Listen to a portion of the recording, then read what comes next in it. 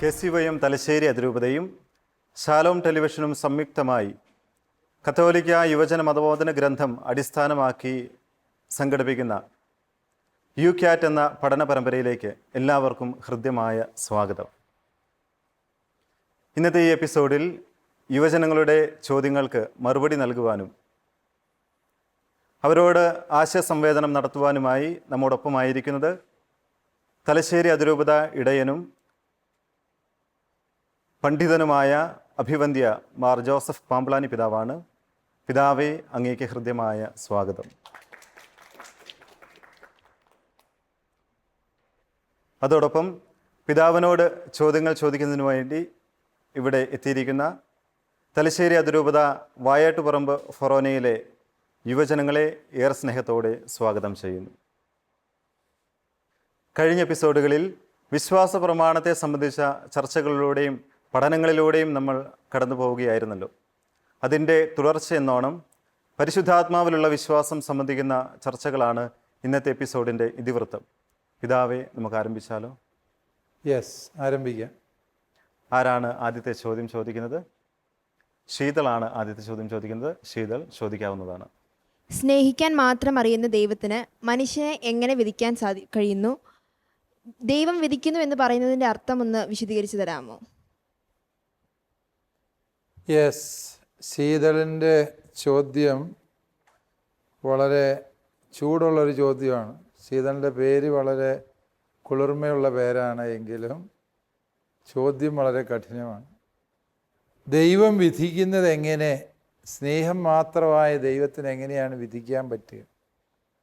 ശീതള, യഥാർത്ഥത്തിൽ ദൈവം നമ്മളെല്ലാവരും രക്ഷ പ്രാപിക്കണമെന്ന് ആഗ്രഹിക്കുകയും അതിനുവേണ്ടി തൻ്റെ പ്രിയപുത്രനായ ഈശോമിശിഹായെ ബലിയെ കൊടുക്കുകയും ചെയ്തവനാണ് ദൈവം, ഇല്ലേ? നമ്മൾ ഒരാൾ പോലും നശിച്ചു പോകാതെ നിത്യജീവൻ പ്രാപിക്കണമെന്നത് ദൈവത്തിൻ്റെ ആഗ്രഹമാണ്. പിന്നെ ദൈവത്തിൻ്റെ വിധിയെ നമ്മൾ പഴിക്കുന്നതിൽ അർത്ഥമില്ലല്ലോ. കാരണം ദൈവത്തിന് ഒരേ ഒരു ആഗ്രഹമേ ഉള്ളൂ, തൻ്റെ മക്കളെല്ലാവരും നിത്യജീവൻ പ്രാപിക്കണം. അതാണ് ദൈവത്തിൻ്റെ ആഗ്രഹം. അതിനുവേണ്ടി ദൈവം എല്ലാ വഴികളും ക്രമീകരിച്ചു. പക്ഷേ ഈശോമിശിഹായെ പോലും തള്ളിക്കളഞ്ഞു. ഈശോയുടെ പ്രബോധനങ്ങളെ കാറ്റിൽ പറത്തി ഒരു വ്യക്തി തന്നിഷ്ടത്തിൻ്റെ വഴിയെ നടക്കുകയും ദൈവവിരുദ്ധമായ പ്രവൃത്തികൾ നിരന്തരം ചെയ്തുകൊണ്ടിരിക്കുകയും ചെയ്താൽ ആ വ്യക്തി സ്വയമേവ നാശം ഏറ്റുവാങ്ങുക, ഇല്ലേ? അതായത് ഇതേക്കുറിച്ച് പറയുമ്പോൾ നമ്മൾ മനസ്സിലാക്കേണ്ട ചില ആധ്യാത്മിക തത്വമുണ്ട്.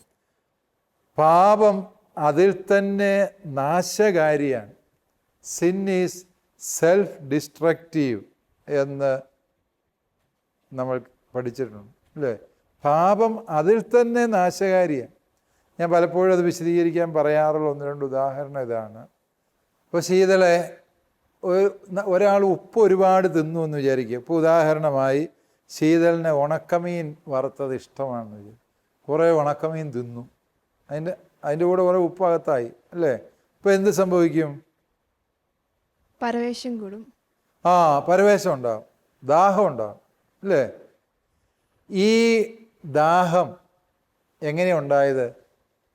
ഇത് നീ ഇവിടെ ഇരുന്ന് ഉണക്കമീൻ മുഴുവൻ തിന്നില്ലേ, അതുകൊണ്ട് നീ ഇന്ന് 2 ലിറ്റർ വെള്ളം കുടിക്കണം എന്ന അമ്മ ശിക്ഷ വിധിച്ചത് കൊണ്ടാണോ ശീതളിന് പരവേശം ഉണ്ടാകുന്നത്? അല്ല. അതാ തിന്ന ഉണക്കമീനകത്തെ ഉപ്പ് പരവേശം ഉണ്ടാക്കും, ശരിയല്ലേ? ഓക്കെ.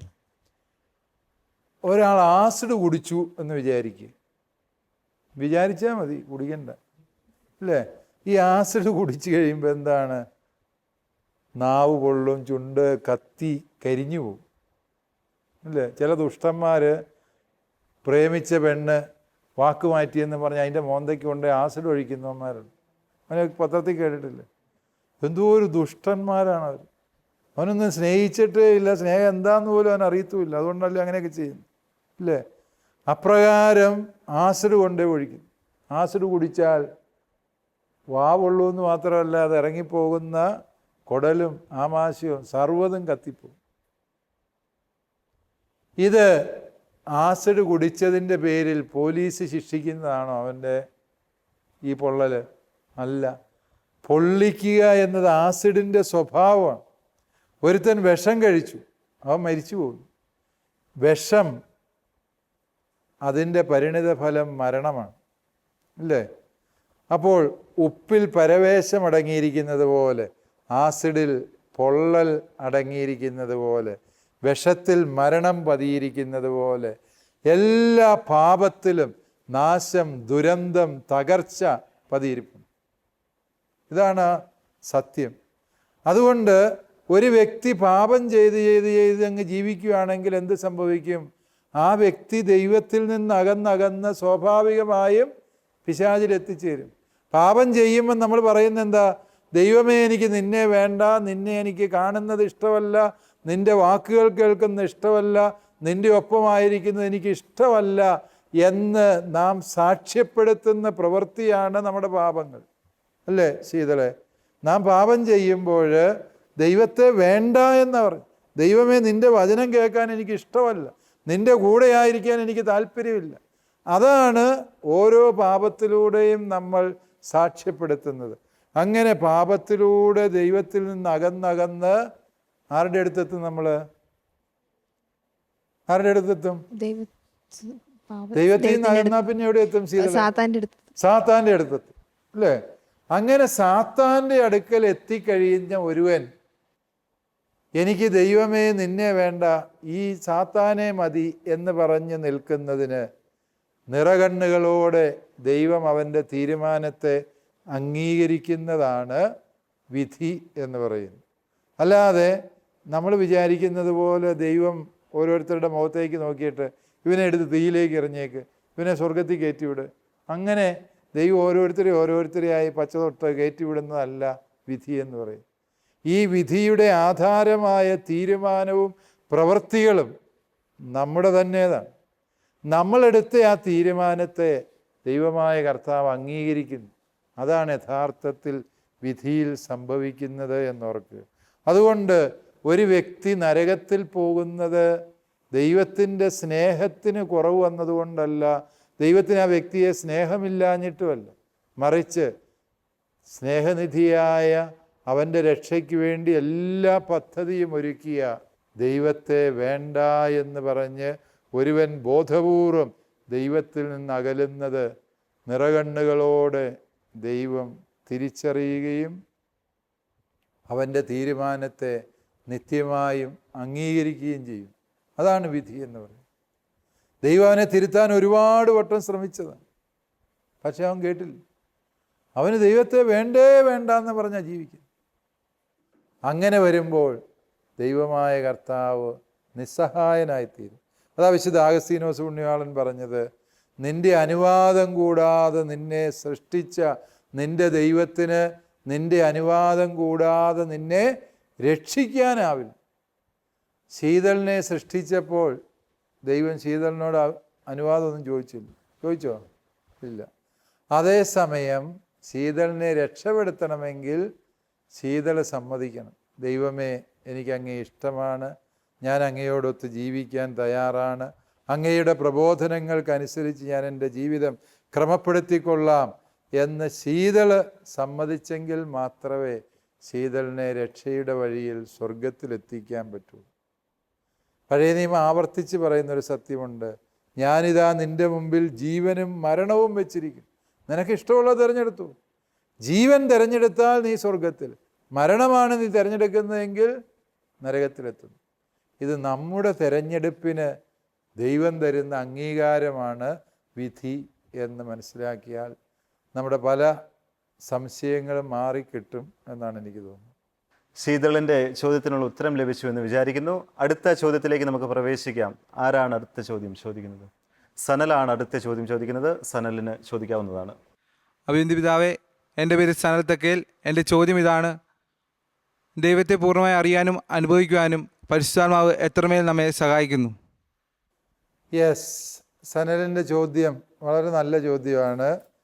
ദൈവത്തെ അറിയാൻ, മനസ്സിലാക്കാൻ പരിശുദ്ധാത്മാവ് നമ്മെ എത്രമാത്രം സഹായിക്കുന്നു, അല്ലേ? യെസ്, പരിശുദ്ധാത്മാവിൻ്റെ സഹായത്തോടെ മാത്രമേ ദൈവത്തെ നമുക്കറിയാൻ പറ്റൂ. ബാക്കി നമ്മുടെ അറിവുകൾ പഞ്ചേന്ദ്രിയങ്ങളിലൂടെ വരുന്നു. അതല്ലേ നമ്മൾ ബുദ്ധി കൊണ്ട് ചിന്തിച്ച് കണ്ടെത്തുന്നതാണ് നമ്മുടെ അറിവുകൾ. യഥാർത്ഥത്തിൽ ദൈവത്തെക്കുറിച്ചുള്ള അറിവ് ഈ വഴികളിലൂടെ ഒന്നും കിട്ടിയാൽ ദൈവത്തെ എങ്ങനെ കാണാൻ പറ്റും? അദൃശ്യനായ ദൈവത്തെ കണ്ണുകൊണ്ട് കാണാൻ പറ്റും. ദൈവത്തിൻ്റെ സ്വരം നമ്മൾ എത്ര കാത് കൂർപ്പിച്ചാലും കേൾക്കുക. കാക്കയുടെയും പരുന്തിൻ്റെയൊക്കെ ഒച്ച കേൾക്കാം, ദൈവത്തിൻ്റെ സ്വരം കേൾക്കാൻ പറ്റും. അപ്പോൾ ഈ പറയുന്ന ഇന്ദ്രിയപരമായ ഒരു അറിവല്ല ദൈവത്തെക്കുറിച്ചുള്ള അറിവെന്ന് പറയും.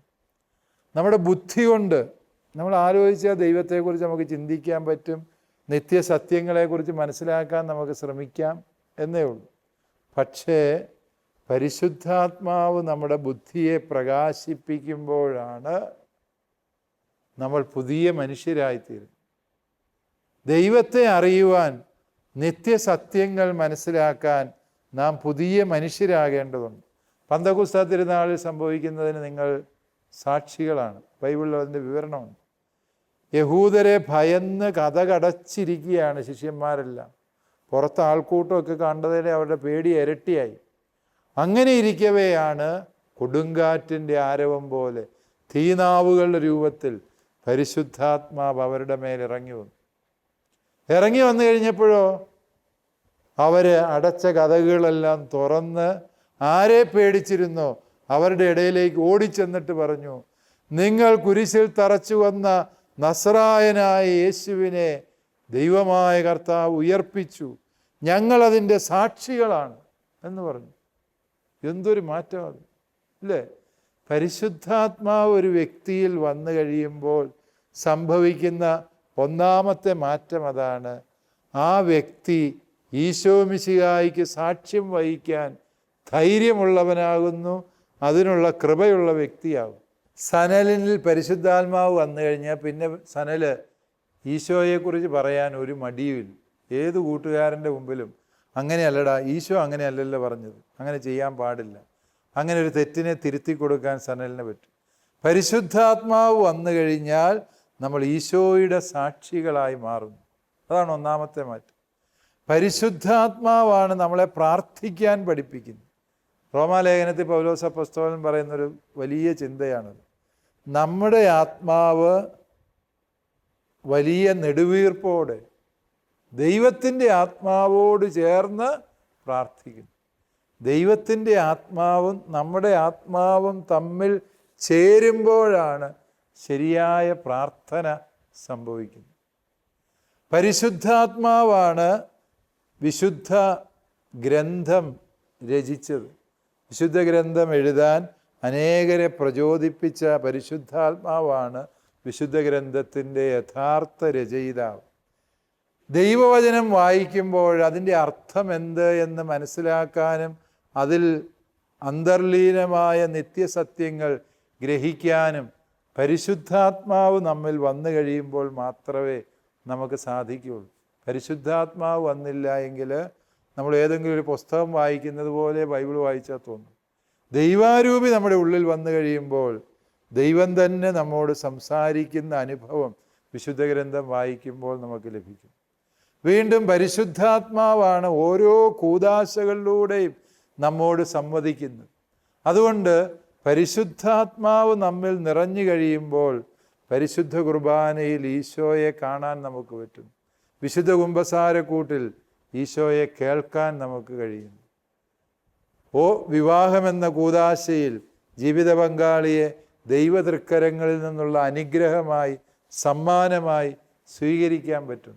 ഓരോ കൂദാശകളും പ്രിയപ്പെട്ട യുവജനങ്ങളെ അതിൻ്റെ അർത്ഥം മനസ്സിലാകണമെങ്കിൽ നമുക്ക് പരിശുദ്ധാത്മാവിനെ സ്വീകരിക്കേണ്ടത്. അപ്പോൾ പരിശുദ്ധാത്മാവാണ് നമ്മളെ പുണ്യപൂർണതയിലേക്ക് നയിക്കുന്നത് എന്ന് സനൽ പറഞ്ഞത് വളരെ ശരിയാണ്. ഈ പുണ്യപൂർണതയുടെ വഴിയിൽ പരിശുദ്ധാത്മാവ് എങ്ങനെയാണ് നയിക്കുന്നത് എന്നതാണ് തിരുവചനം നമ്മെ പഠിപ്പിച്ചു തരുന്നത്. ഇതാണോ സനൽ ഉദ്ദേശിച്ചത്? ഇത് തന്നെയാണ് ഉദ്ദേശിച്ചത്. Thank you Sanal. സനലിൻ്റെ ചോദ്യത്തിന് കൃത്യമായ ഉത്തരം ലഭിച്ചു എന്ന് വിചാരിക്കുന്നു. അടുത്ത ചോദ്യത്തിലേക്ക് നമുക്ക് പ്രവേശിക്കാം. ആരാണ് അടുത്ത ചോദ്യം ചോദിക്കുന്നത്? ആൻമേരിയാണ് അടുത്ത ചോദ്യം ചോദിക്കുന്നത്. ആൻമേരിക്ക് ചോദിക്കാവുന്നതാണ്. അഭിവന്ധ്യ പിതാവേ, എൻ്റെ പേര് ആൻമേരി.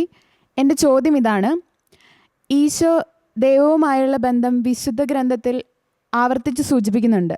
എന്നാൽ പരിശുദ്ധാത്മാവുമായുള്ള ബന്ധം ഈശോയുടെ വാക്കുകളിൽ അത്ര പ്രകടമല്ല. അതെന്തുകൊണ്ടാണെന്നൊന്ന് വിശദീകരിക്കാമോ? യെസ്, ആൻമേരിയുടെ ചോദ്യം പരിശുദ്ധാത്മാവിനെ കുറിച്ചാണ് അല്ലേ? പരിശുദ്ധാത്മാവിനെക്കുറിച്ച് പിതാവായ ദൈവത്തെക്കുറിച്ച് എന്നതുപോലെയോ ഈശോയെക്കുറിച്ച് എന്നതുപോലെയോ ഒരുപാട് വിശദീകരിച്ച് ബൈബിളിൽ കാണുന്നില്ല. ഇതാണ് ആൻമേരിയുടെ സങ്കടം. അത് ശരിയാണ് ആൻമേരി. അതുകൊണ്ടാണ് സഭാപിതാക്കന്മാർ പരിശുദ്ധ ത്രിത്വത്തിലെ അറിയപ്പെടാത്ത ദൈവം എന്ന് പരിശുദ്ധാത്മാവിനെക്കുറിച്ച് പറഞ്ഞിട്ടുണ്ട്. പല സഭാപിതാക്കന്മാരും അങ്ങനെ പറഞ്ഞത്. The anonymous God in the holy trinity, പരിശുദ്ധ ത്രിത്വത്തിലെ അറിയപ്പെടാത്ത ദൈവം. അത് ശരിയാണ്. പിതാവായ ദൈവത്തിൻ്റെ പ്രവൃത്തികൾ വിശുദ്ധ ഗ്രന്ഥത്തിലുണ്ട്. പഴയ നിയമം മുഴുവനും പുത്രനായ ഈശോയിലൂടെ പിതാവ് നിർവഹിക്കുന്ന രക്ഷാകര പദ്ധതി, പുത്രൻ നിർവഹിക്കുന്ന രക്ഷാകര പദ്ധതിയാണ് പുതിയ നിയമത്തിൻ്റെ ഇതിവൃത്തം അല്ലേ? പരിശുദ്ധാത്മാവിൻ്റെ പ്രവൃത്തി ഇപ്പോഴും തുടരുന്ന പ്രവൃത്തിയാണ്. അതായത് ഈശോ തിരുസഭയെ സ്ഥാപിച്ച് കൂദാശകൾ സ്ഥാപിച്ച് അതിൻ്റെ രക്ഷാകരമായ വഴികൾ ക്രമീകരിച്ച് ലോകാവസാനത്തോളം ആ രക്ഷയുടെ വഴിയിൽ നമ്മെ മുന്നോട്ട് നയിക്കാനുള്ള നിയോഗം നൽകിയിരിക്കുന്നത് ആർക്കാണ്? പരിശുദ്ധാത്മാവിന്. അതുകൊണ്ട് പരിശുദ്ധാത്മാവിനെക്കുറിച്ച് ഒരുപാട് എഴുതപ്പെട്ടിട്ടില്ല എന്നുള്ളതിൽ നമ്മൾ വിഷമിക്കേണ്ട കാര്യമില്ല. ഇന്നും നമ്മളെ നിരന്തരം ശക്തിപ്പെടുത്തുന്നത്, വിശ്വാസത്തിൽ ആഴപ്പെടുത്തുന്നത്, മുമ്പോട്ട് നയിക്കുന്നത്, നാം സ്വർഗത്തിൽ എത്തിച്ചേരണമെന്ന് ദൃഢനിശ്ചയത്തോടെ നമ്മളെ നയിക്കുന്നത് പരിശുദ്ധാത്മാവ് തന്നെയാണ്. ഈ പരിശുദ്ധാത്മാവ് തൻ്റെ വരങ്ങളും ദാനങ്ങളും കൊണ്ടാണ് നമ്മളെ ശക്തിപ്പെടുത്തുന്നതും ബലപ്പെടുത്തുന്നതും. ഈ പിതാവായ ദൈവവും ഈശോയും തമ്മിലുള്ള ഒത്തിരി ബന്ധമൊന്നും പുതിയ നിയമത്തിൽ ഉണ്ടെങ്കിലും പഴയ നിയമത്തിൽ നമ്മൾ കാണുന്നേ ഇല്ല അല്ലേ? അങ്ങനെ ഒരു ദൈവപുത്രനെക്കുറിച്ചുള്ള പരാമർശങ്ങൾ വളരെ വിരളമാണ്. കർത്താവിൻ്റെ അഭിഷിക്തനെക്കുറിച്ച്, സഹനദാസനെക്കുറിച്ചൊക്കെ പറയുന്നത് ഈശോയെക്കുറിച്ചാണ് എന്ന് പുതിയ നിയമത്തിൻ്റെ വെളിച്ചത്തിൽ ചിന്തിക്കുമ്പോൾ നമുക്ക് മനസ്സിലാകുന്നുണ്ട് എന്നല്ലാതെ ദൈവത്തിന് നിത്യതയിൽ ജനിച്ചൊരു പുത്രനുണ്ടായിരുന്നു എന്ന് നമ്മൾ പഴയ നിയമത്തിൽ നിന്ന് മനസ്സിലാക്കുന്നില്ല എന്നുള്ളതാണ് സത്യം. സൂചനകളുണ്ട്. അതേസമയം പുതിയ നിയമത്തിലേക്ക് വരുമ്പോഴാണ് നമുക്ക് മനസ്സിലായത് പിതാവിൻ്റെ സത്തയിൽ നിന്ന് ജനിച്ച പുത്രനായ ഈശോ മിശിഹ അവൻ മനുഷ്യനായി അവതരിച്ചു, നമ്മുടെ രക്ഷയ്ക്ക് വേണ്ടി കാൽവരിയിലെ കുരിശിലേറി. അത് നമുക്ക് പുതിയ നിയമം തരുന്നൊരു ഉൾക്കാഴ്ച. പരിശുദ്ധാത്മാവിനെ നമുക്ക് മനസ്സിലാകണമെന്നുണ്ട് എങ്കിൽ ഈശോയുടെ ശരീരമായി, കാരണം അത് ഈശോയുടെ തുടർച്ചയാണ് പരിശുദ്ധാത്മാവ്. ഞാൻ പോയി കഴിയുമ്പോൾ മറ്റൊരു സഹായകനെ നിങ്ങളുടെ അടുക്കലേക്ക് അയക്കും എന്നാണ് ഈശോ പറഞ്ഞത് അല്ലേ? ആ മറ്റൊരു സഹായകനായ പരിശുദ്ധാത്മാവും പിതാവും ഈശോയും തമ്മിലുള്ള ബന്ധം നമുക്കറിയാൻ ഒരേ ഒരു വഴിയേ ഉള്ളൂ: തിരുസഭയോട് ചേർന്ന് ജീവിക്കുക. കാരണം സഭയിലാണ് പരിശുദ്ധാത്മാവ് നിരന്തരം പ്രവർത്തിക്കുന്നത്. ഈശോയുടെ ശരീരമായ തിരുസഭയിൽ പരിശുദ്ധാത്മാവ് വചനമായി കൂദാശകളിലൂടെ പ്രബോധനങ്ങളിലൂടെ പ്രവർത്തിക്കുന്നതിനാൽ ഈ സഭയോട് ചേർന്ന് ജീവിക്കുമ്പോൾ നമുക്ക് പരിശുദ്ധാത്മാവിന് പരിശുദ്ധ ത്രിത്വത്തിലുള്ള സ്ഥാനമെന്താണെന്നും പരിശുദ്ധ ത്രിത്വത്തിലെ മറ്റ് രണ്ടാളുകളുമായി പരിശുദ്ധാത്മാവ് എങ്ങനെയാണ് ബന്ധപ്പെട്ടിരിക്കുന്നത് എന്നും നമുക്ക് മനസ്സിലാക്കാൻ സാധിക്കും. ആൻമേരിയുടെ ചോദ്യത്തിന് വ്യക്തമായ ഉത്തരം ലഭിച്ചു എന്ന് വിചാരിക്കുന്നു. നമ്മൾ ഈ എപ്പിസോഡ് ഇവിടെ അവസാനിപ്പിക്കുമ്പോൾ ഇന്ന് പ്രധാനമായും ചർച്ചാ വിഷയമായത് പരിശുദ്ധാത്മാവിനെ പറ്റിയും പരിശുദ്ധാത്മാവിൻ്റെ പ്രാധാന്യത്തെപ്പറ്റിയും പരിശുദ്ധാത്മാവിനെ നാം കൂടുതലായി കണ്ടെത്തേണ്ടത് പരിശുദ്ധ സഭയിൽ നിന്നുമാണ് എന്നൊക്കെ പിതാവ് നമ്മളെ വ്യക്തമായി പഠിപ്പിച്ചു തന്നു. അഭിവന്ധ്യ പിതാവിന് ഒത്തിരിയേറെ നന്ദി പറയുന്നു. അതോടൊപ്പം തന്നെ ചോദ്യങ്ങൾ ചോദിച്ച യുവജനങ്ങൾക്കും ഒത്തിരിയേറെ നന്ദി. UCAT-ൻ്റെ ഈ എപ്പിസോഡ് ഇവിടെ പൂർണ്ണമാകുമ്പോൾ കൂടുതൽ ചോദ്യങ്ങളും അവയ്ക്കുള്ള നല്ല ഉത്തരങ്ങളുമായി വീണ്ടും കാണുന്നതുവരെ എല്ലാവർക്കും നന്ദി.